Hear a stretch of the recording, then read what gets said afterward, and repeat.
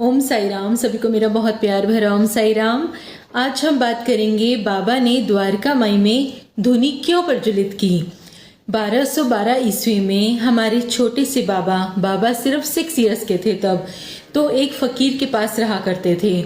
और जहाँ इस टाइम द्वारका माई है वहाँ उस टाइम पर एक बहुत आलीशान मकान हुआ करता था जिसमें मुजफ्फर शाह नाम के एक इंसान रहते थे। तो उस टाइम पर वो जो मुजफ्फर शाह थे वो 81 इयर्स के थे। तो हमेशा हर फ्राइडे को वो एक नमाज का आयोजन किया करते थे जहाँ पर दूर दूर से लोग आया करते थे। तो हमारे बाबा जब उस टाइम पर 6 इयर्स के, तो वो फकीर के साथ वो भी उस नमाज में शामिल हुए। मतलब बाबा भी उस द्वारका माई में जब 6 साल के थे तभी आए थे। तो उसके बाद वहाँ आकर जब मुजफ्फर शाह से मिले तो उनको एक अजीब सी अट्रैक्शन हुई बाबा से। तो उन्होंने बाबा से पूछा कि बेटा तुम कहाँ से आए हो। बाबा ने बोला जहाँ से ये सब लोग आए हैं। और उसके बाद उन्होंने पूछा अच्छा तुम अब कहाँ जाओगे फिर। उन्होंने बोला, बाबा ने बोला जहाँ ये सब लोग जाएंगे वहीं चला जाऊंगा।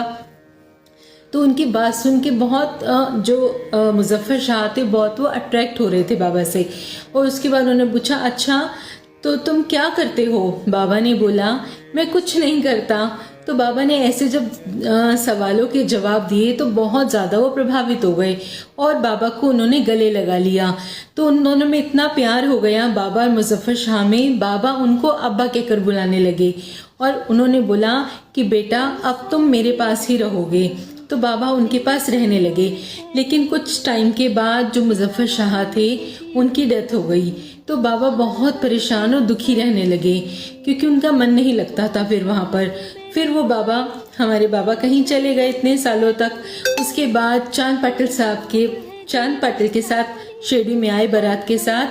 तब जब उन्होंने द्वारका माई को देखा तो वहाँ पर जहाँ धुनी जल रही थी, जब बाबा ने धुनी जलाई है वहां पर उनको अब्बा की छवि दिखी, मतलब मुजफ्फर शाह जी की। उन्होंने उनसे बात की कि आ गए बेटा तुम। बाबा बोले अब्बा आप अभी तक यहाँ हो। तो उन्होंने बोला हाँ मैं तुम्हारी राह देख रहा था।